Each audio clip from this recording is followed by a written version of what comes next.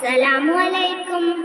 ബഹുമാനമുള്ള ഉസ്താദുമാരെ, സ്നേഹധന്യരായ രക്ഷിതാക്കളെ, മുസാബക്കയുടെ വേദിയിൽ കഥ കേൾക്കാനെത്തിയ എൻ്റെ പ്രിയപ്പെട്ട കൂട്ടുകാരെ, അറിവും ആനന്ദവും പെയ്തിറങ്ങുന്ന ഈ വേദിയിൽ ഞാൻ നിങ്ങൾക്ക് ഒരു കൊച്ചു കഥ പറഞ്ഞു തരട്ടെ. എൻ്റെ ഈ കഥയുടെ പേര് വിസ്മയം തീർത്ത കാരുണ്യം. നിങ്ങളെല്ലാവരും ശ്രദ്ധിച്ച് കേൾക്കണേ. വിജനമായ മക്ക നഗരം, മനസ്സിനെ കുളിരണിയിക്കുന്ന കാലച്ച ഓരോ മണൽത്തരിയും കുതിച്ചു പോകുന്നു. ആ ഒരു പാദസ്പർശം എന്നിലായിരുന്നുവെങ്കിലെന്ന്. ആ കാലച്ച മറ്റാരുടേതുമല്ല, ലോകാനുഗ്രഹി നബി സല്ലല്ലാഹു അലൈഹി വസല്ലമയുടേതായിരുന്നു. മരുഭൂമിയിലൂടെ നടന്നു നീങ്ങുകയായിരുന്നു തിരുമേനി. അല്പം കാടുകൾ നിറഞ്ഞ സ്ഥലത്തെത്തിയപ്പോൾ ഒരു ഏങ്ങിക്കരച്ചിലിന്റെ ശബ്ദം. തങ്ങൾ ചുറ്റും നോക്കി.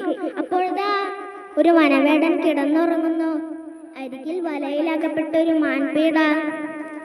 ആ മാൻപീട തങ്ങളെ കണ്ടതോടെ കരച്ചിലിന്റെ ശബ്ദം കൂട്ടാൻ തുടങ്ങി.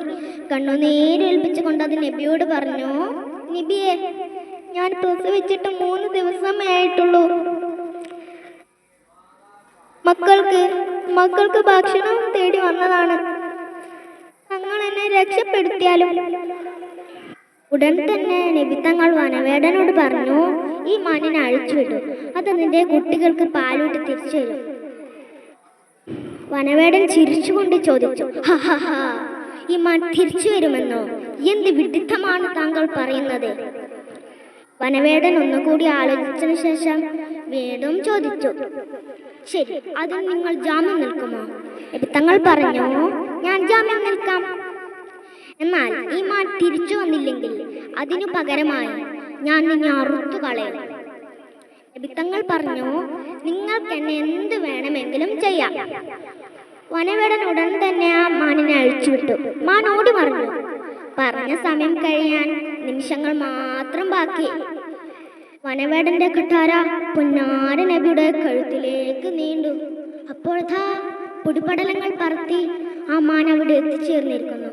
വനവേടൻ അമ്പലൊന്നു പോയി. ഇതെന്തൊരു അത്ഭുതമാണ്! ഉടൻ തന്നെ വനവേടൻ നബി സല്ലല്ലാഹു അലൈഹി വസല്ലമയോട് ചോദിച്ചു, താങ്കൾ ആരാണ്? അപ്പോൾ നബി തങ്ങൾ പറഞ്ഞു, ഞാനാണ് അന്ത്യപ്രവാചകൻ മുത്തുനബി സല്ലല്ലാഹു അലൈഹി വസല്ലം. ഉടൻ തന്നെ അവൻ ഇസ്ലാം മതം സ്വീകരിക്കുകയും ആ മാനിനെ അഴിച്ചുവിടുകയും ചെയ്തു. ഇത്രയും പറഞ്ഞുകൊണ്ട് ഞാൻ എൻ്റെ ഈ കഥ അവസാനിപ്പിക്കുന്നു.